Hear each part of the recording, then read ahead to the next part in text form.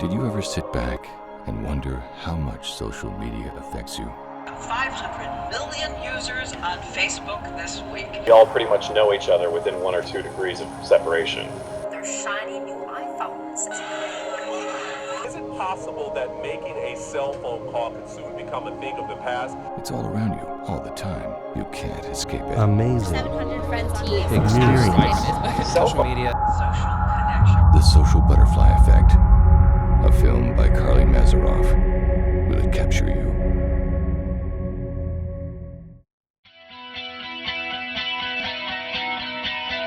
I know as soon as I get up in the morning, check your phone, see if there's any texts, get back to them, see if there's any updates from Facebook on your phone.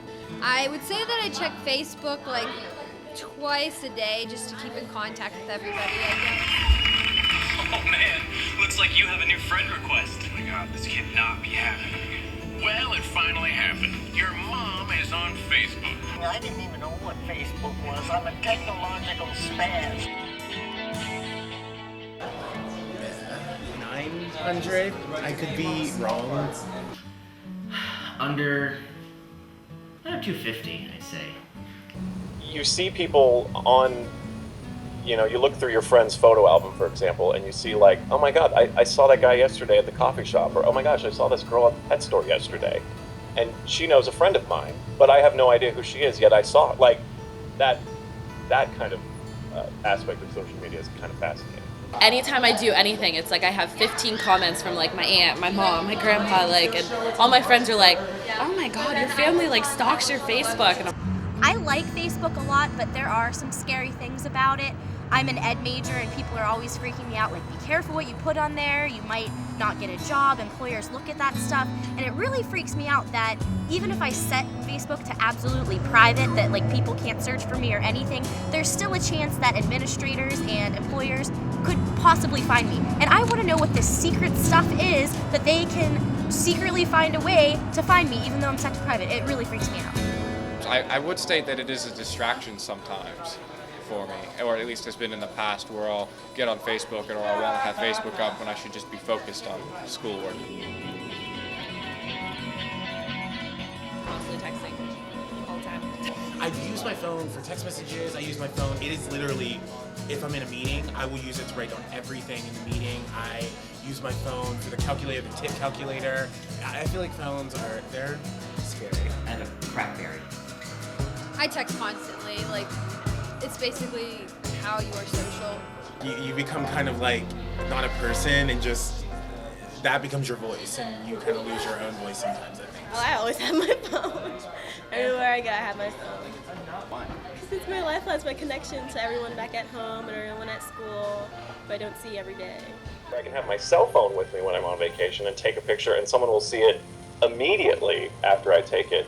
Whereas even 5 years ago, you came back with a bag full of film, and you got your pictures maybe an hour after you landed, and then you got to see them. I have an iPhone, so I can just pull up Facebook and my Twitter on my phone. We can receive text messages, we can look at our emails on our phones, people receive tweets and they're blogging on their phone. That's a really great advantage for someone, like I said, since I am so involved in other organizations, communication becomes so much faster and efficient. I do not even text. I can receive texts, but I don't have a text plan to send them out, and I don't use it for pictures. It's literally just a Go phone that's been given a plan. There's a hot new trend sweeping the nation. The media can't get enough. Well, let's go first to the Twitter board if we possibly can. Do you Twitter? On my Twitter page. They're talking about Twitter. Keep twittering us. I'll be tweeting to the program. Time to go between the tweets. You're a tweet, they're a tweet, twittering and tweeting. And we have a tweet on Twitter. Tweet, Twitter, Tweet, chirping. Twitter time! Yeah, let's tweet these twatters tweeting their twinks! I don't have a Twitter account. However, I did go on it, and I oddly got thrown into it, and I was like, oh my god, this is actually I have to get off this. I was like, this is, because it becomes addicting. You just tweet for 5 seconds, every couple minutes, so. Honestly, I don't see the attraction to it. I think it's dumb. But yet, everybody's on it and everybody's doing it. I've never tweeted, I've never sent nor received a tweet. So maybe if I again tried it, I might like it. But, you know, I find it almost too minute, you know, like too... I've never seen a tweet that was worth quoting. Twitter is stupid. It's the dumbest thing. Because you're not taking any time to think of what you're saying. You're just vomiting out words. And they don't have to have meaning. Anyone can become... It makes everyone seem kind of awfully self-important. There's no thought going into what you say. It's like you're just typing for the sake of seeing words on the screen. It's like, wouldn't this be funny? But it's not. It's not funny. It's pathetic. It's weird.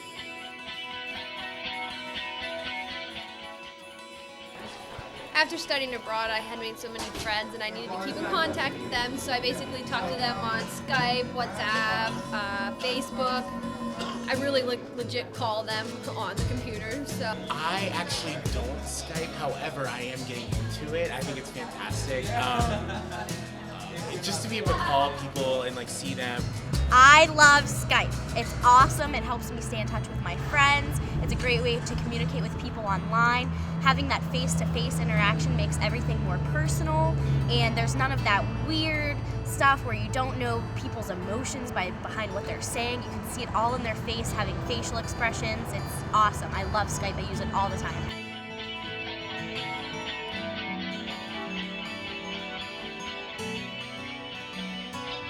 No one's going to go back to not carrying a cell phone. I mean, we're never going to do that. If I forget my cell phone, I turn around and go get it. You know, in my day, and you know, there was all these things about they would implant these chips in, you know, that like, you know, they would implant chips in your teeth so that they would know where you were all the time. You know, that the government would have to, you know, put a responder on you and they would be able to track your every single move. Well, they can on my cell phone, and they don't have to implant it. I love it. Okay, and no one ever dreamed of that.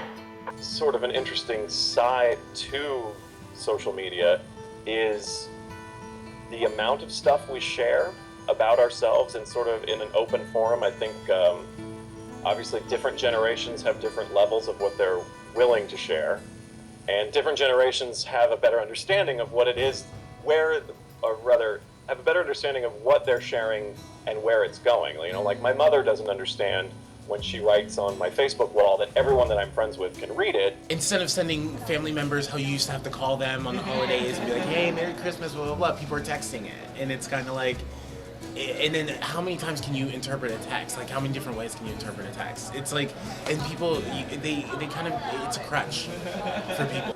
Everyone constantly having to be LinkedIn, and also even just the use of internet and web pages and whatnot is damaging to one's attention span, perhaps, and one's ability to focus on, say, reading for a long period of time.